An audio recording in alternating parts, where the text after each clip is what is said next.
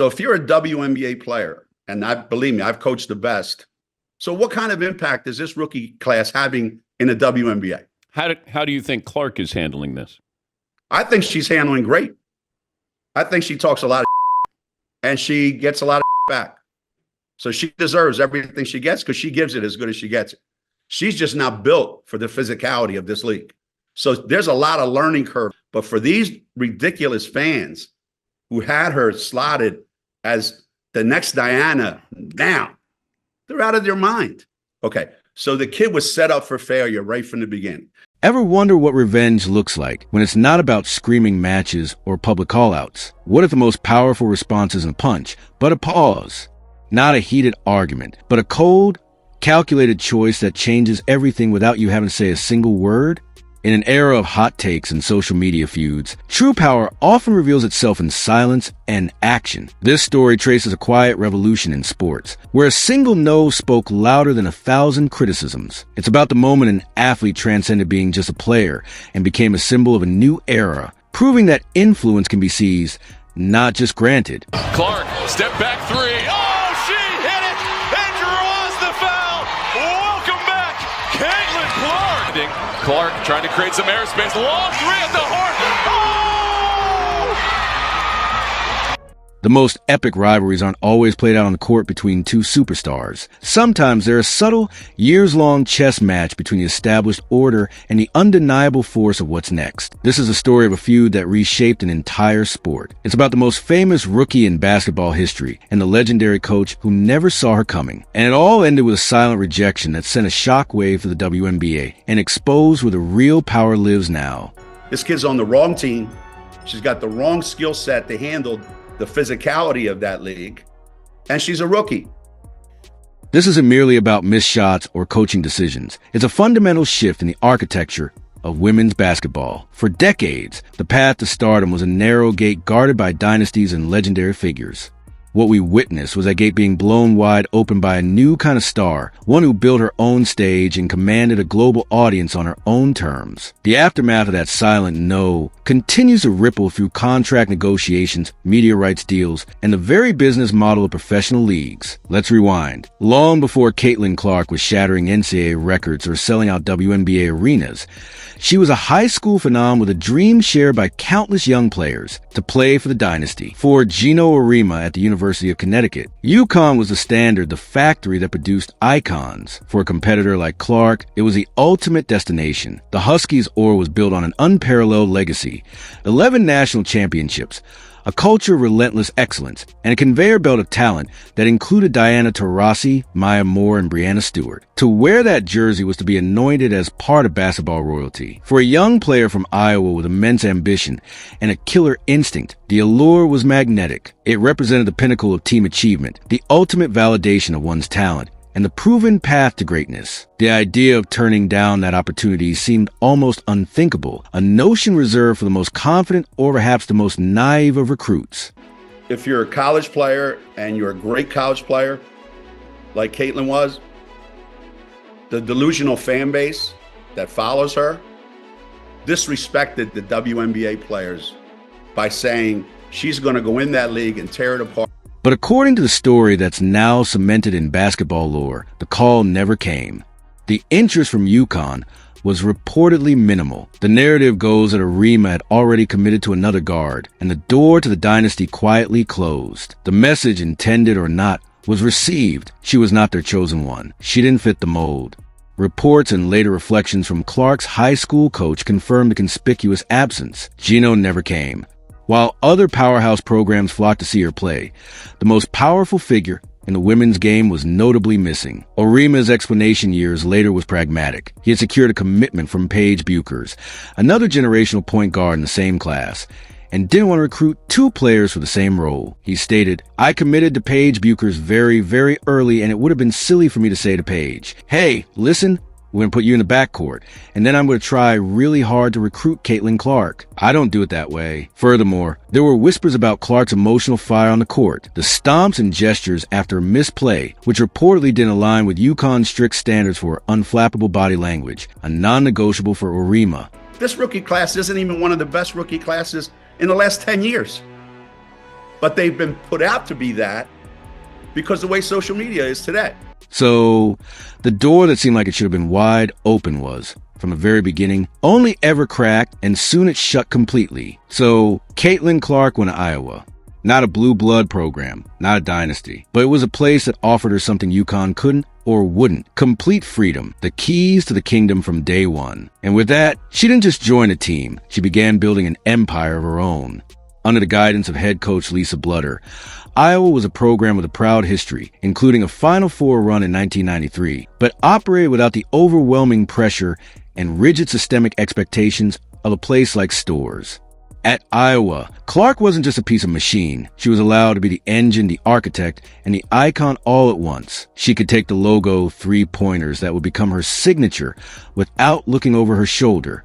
She could play with the fiery passion that defined her game.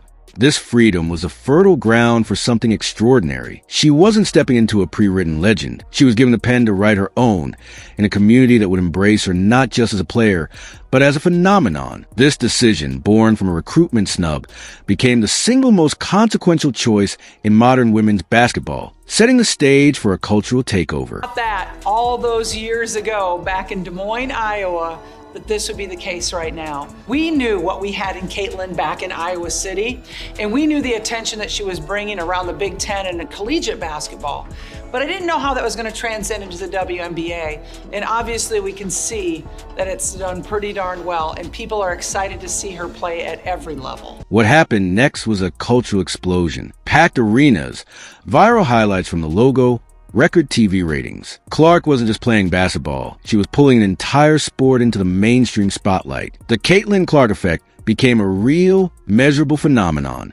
While the old guard was busy guarding its legacy, Clark was busy building the future, possession by possession. The numbers are staggering and tell the story of a paradigm shift. She left Iowa as the all-time leading scorer in NCAA Division I history, men or women, with 3,951 points. She shattered the women's three-point record and averaged over 28 points and 8 assists per game in her final season. But the impact was bigger than stats. Iowa games became must-see events, selling out every arena on the road and shattering attendance records, including a women's basketball record 55,646 fans and an outdoor football stadium exhibition. Television ratings for Iowa's games, especially their back-to-back runs to the national championship game in 2023 and 2024, consistently broke records, proving there was a massive, untapped audience hungry for a brand of electrifying basketball. She wasn't just playing the game, she was fundamentally changing its economic and cultural ceiling. And as her star burned brighter, the dismissals started. From certain corners of the basketball world, the hype was downplayed. Veterans of the WNBA warned about the physicality of the league, suggesting she was in for a rude awakening. But the most pointed comments often came wrapped in a backhanded compliment. She was called fearless, but in a way that made her brilliance sound like child's play. Her once-in-a-generation talent was framed as just another good player. The narrative from some established voices was one of tempered expectations, a belief that collegiate fame wouldn't translate to professional grind. There was an undertone that her style, the deep threes, the flashy passes, was a product of a collegiate system built entirely around her, and that the more physical, disciplined WNBA would expose flaws. This created a fascinating tension as her popularity soared with fans. A counter-narrative of skepticism grew in certain media and coaching circles. It set the stage for her rookie season to be the ultimate litmus test, not just of her skill, but of the validity of the entire movement she represented. Would the Caitlin Clark effect survive contact with the real world of professional sports? Then it escalated. The criticism shifted from Clark herself to the millions of new fans she brought with her, her supporters, who dared to believe she could be an MVP candidate as a rookie, were publicly labeled as disrespectful, ignorant, and even harmful to the game. It was a stunning attack, not on a player's jump shot, but on the very audience that was rescuing the sport from obscurity. The most famous instance came from Geno Auriemma on the Dan Patrick Show in June 2024. He didn't just critique Clark's game, he launched a broadside against her fan base, referring to betting odds that had Clark finishing high in MVP voting, Auriemma said, "These people are so disrespectful and so unknowledgeable and so stupid that it gives women's basketball a bad name." He argued that this hype was disrespecting the WNBA and that the kid was set up for failure right from the beginning. This was a pivotal moment. It was no longer about basketball analysis. It was a declaration of war on the new, passionate, and seemingly delusional fan base that Clark had attracted. In one interview, Auriemma positioned himself as the guardian of the sport's old, knowledgeable guard, viewing this new wave of support not as salvation, but as an annoyance that threatened the established order. But Caitlin Clark didn't fire back on Twitter. She didn't give a heated press conference. Her response was silent, and it was devastating. On the court, she went out and did the impossible. She lived up to the hype. She wasn't just good, she was historic. She won the 2024 WNBA Rookie of the Year award. She was named to the All-WNBA first team as a rookie. And when the MVP votes were counted, she finished in 4th place, exactly where those so-called ignorant fans had predicted she would. Her on-court performance was a masterclass in quiet vindication. Despite a rocky team start for the Indiana Fever, Clark put up numbers that silenced the loudest doubters, averaging 19.2 points, 8.4 assists, and 5.7 rebounds per game. She didn't just adapt to the WNBA's physicality. She thrived within it, breaking the rookie record for assists with 337 and becoming the first rookie since Candace Parker in 2008 to be named to the All-WNBA first team. The most poetic justice came with the MVP voting results. She finished in 4th place, precisely the spot those disrespectful fans had foreseen in the preseason odds Auriemma had mocked. Her response wasn't a quote in a press clip. It was a full season of elite production that validated every bit of excitement around her. Her play was the answer. Every deep three, every no-look pass, every sold-out arena was a rebuttal. She validated her fans and, in doing so, completely stripped the credibility from anyone who said the movement around her wasn't real. The gatekeepers were watching the gates swing wide open without their permission. The evidence became overwhelming. Road games for the Indiana Fever turned into spectacles, with attendance skyrocketing wherever she played. Merchandise flew off shelves, and television ratings for Fever games shattered network records. The financial Clark effect was now undeniable in the professional ranks, proving her value was not a collegiate mirage, but a potent economic force. By succeeding on the very terms her critics had set, physical play, team success, individual accolades, she didn't just win games. She won the argument. The narrative control that once resided with established coaches and pundits evaporated, transferred to the player who had delivered the proof in the most unassailable form, undeniable, record-breaking performance where it mattered most. This is where the story takes its wildest turn.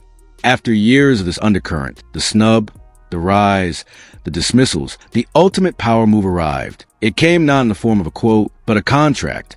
The setting was unrivaled, a new, high-profile 3-on-3 women's basketball league founded by WNBA stars Breanna Stewart and Nafisa Collier.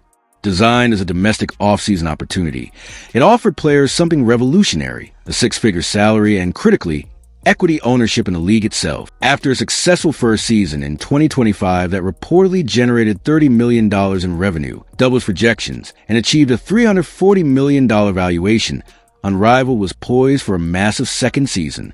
But to truly become a mainstream force, it needed a transcendent star to carry its banner into the national consciousness. A new, high-profile women's basketball league called Unrivaled was forming, and reports confirmed Geno Auriemma was a central figure behind it. They had ambition, they had funding, but they lacked one thing, the one player who could instantly legitimize the entire operation, the one star with the power to pull millions of fans with a single announcement. While founded by players, the league had enlisted Auriemma as a prominent advisor and figurehead, leveraging his unparalleled credibility and network within the sport. His involvement signaled the league's serious intentions. However, for all its innovative structure and star power roster of current WNBA talent like Stewart, Collier, Aya Wilson, and Alyssa Thomas, Unrivaled faced the challenge of breaking through in a crowded sports landscape. It had the backing and the business model, but it needed the lightning in a bottle, the one name that guaranteed headlines, ticket sales, and television viewers from day one. That need created a moment of supreme historical irony. That player was, of course, Caitlin Clark. And so the offer was made. A reported sum of over $1 million for just 8 weeks of work, an astronomical figure in women's sports. The irony was so thick you could feel it. The same figure who had famously never called her during recruitment was now offering a king's ransom, hoping she would answer his call. The coach who had downplayed her impact was now desperate to attach his project to her rocket ship. The offer represented a stunning reversal of roles. Once, Clark was the aspiring recruit hoping for a call from a mighty UConn. Now, Auriemma, as part of the Unrivaled Brain Trust, was the one making the call, offering a deal that acknowledged her as the most valuable commodity in the sport. It was an admission, written in 7 figures, that her power to move the needle exceeded that of any other player, including those from his own legendary program. The very hype he had labeled delusional was now the asset his new league needed most to succeed. This was the checkmate moment. The offer was on the table. All the leverage was in her hands. And Caitlin Clark's response was the quietest, most powerful statement of her career. She held the power to make or break the league's ambitious second season plans. Her acceptance would have been a story of reconciliation and a massive boost for her Unrivaled, likely dominating the sports news cycle. But her decision carried far more weight than business. It was the culmination of a 6-year narrative arc. The entire basketball world watched to see how she would wield this newfound authority. Would she take the money and join the venture partly led by her most prominent skeptic? Or would she chart her own course? In that moment of decision, Clark wasn't just a player evaluating an off-season gig. She was a central character in a drama about legacy, respect, and the transfer of power in her sport. She said no. She turned down over $1 million without drama, without a public negotiation, without a second thought. It wasn't about the money. By this point, she was already one of the highest paid female athletes in the world, earning millions from endorsements. It was about control. By declining, she sent an unmistakable message. She did not need his validation, his platform, or his league. The future was already hers. She had built her own lane, and she wasn't merging into his. Her financial independence, secured through landmark deals with Nike, Gatorade, and others, meant she could make a decision based purely on legacy and principle, not economic necessity. The silent no was the final, elegant move in their long game. It demonstrated that the ultimate power isn't just the ability to command a high price, but the privilege to refuse one. She chose rest, preparation for her second WNBA season, and control over her own brand narrative over a lucrative but demanding off-season commitment. In doing so, she affirmed that the path she built at Iowa, independent, self-determined, and wildly successful, was the one she intended to stay on. The rejection was a full-circle moment that exposed a new reality. The power had not just shifted, it had been completely redefined. For decades, coaches and executives were the gatekeepers. They decided who mattered. Clark's entire journey proved that era is over. Today, the players are the attraction. They bring the audience, they hold the influence, and they have the power to walk away from even the most lucrative deals if it doesn't align with their vision.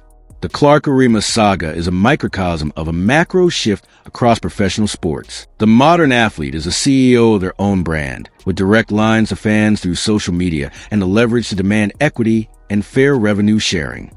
Clark's ability to decline Unrivaled's offer, while the league still launched successfully with other stars, shows a diversified power structure. No single gatekeeper, not even a legendary coach, hold the only key to success. The players, especially those who can captivate a nation, now sit at the head of the table. This isn't just about one coach and one player. The entire WNBA is feeling this shift right now. As we record this, the players are locked in a major standoff of the league over a new collective bargaining agreement. Stars like Clark and Angel Reese are standing together, demanding a fair share of the revenue they are so clearly generating. They are fighting for everything they deserve, and they know their worth. The days of being grateful just for a seat at the table are gone.